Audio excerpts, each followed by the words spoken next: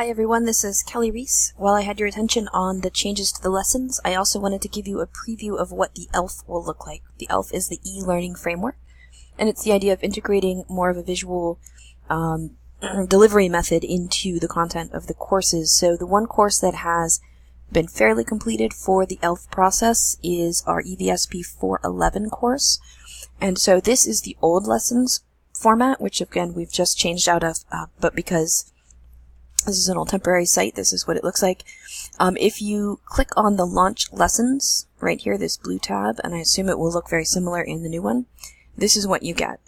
So the ELF is a more stylish, visually appealing kind of thing, and you scroll down here and there's different content in different blocks.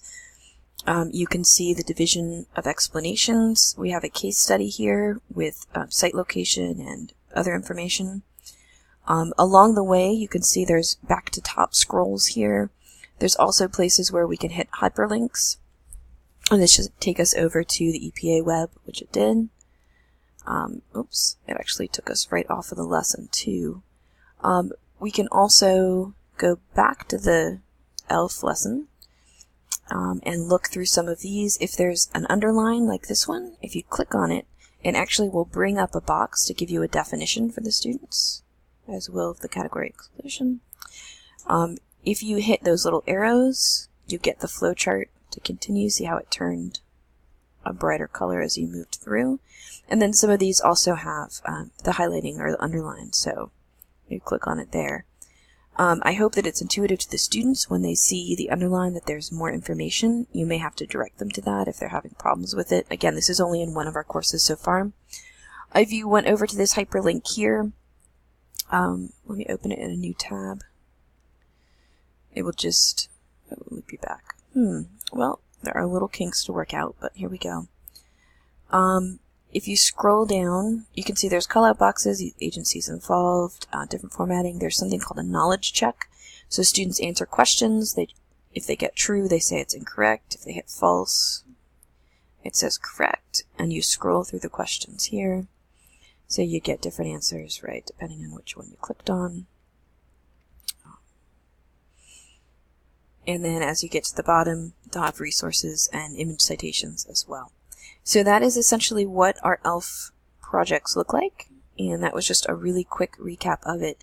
Of course, there's other lessons that are available within this set, and I can give you a look and feel of some of those. There's different options for them, kind of depending on what happens to be in each weekly lesson.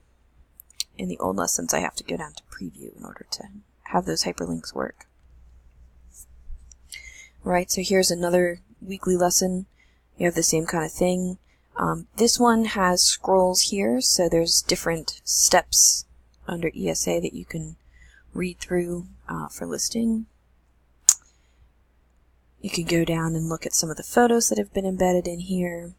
The idea is to give students sort of these smaller compartmentalized ways to process the information, and to for our visual learners to try and get them something they can tie in that information. Same thing here with the knowledge checks, where you go through, you click true, it tells you it's incorrect.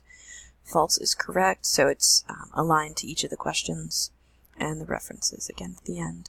So as we move through courses, and I don't know what the status is of the ELF project, but for right now, these were the examples that I thought I could show you because we have them ready.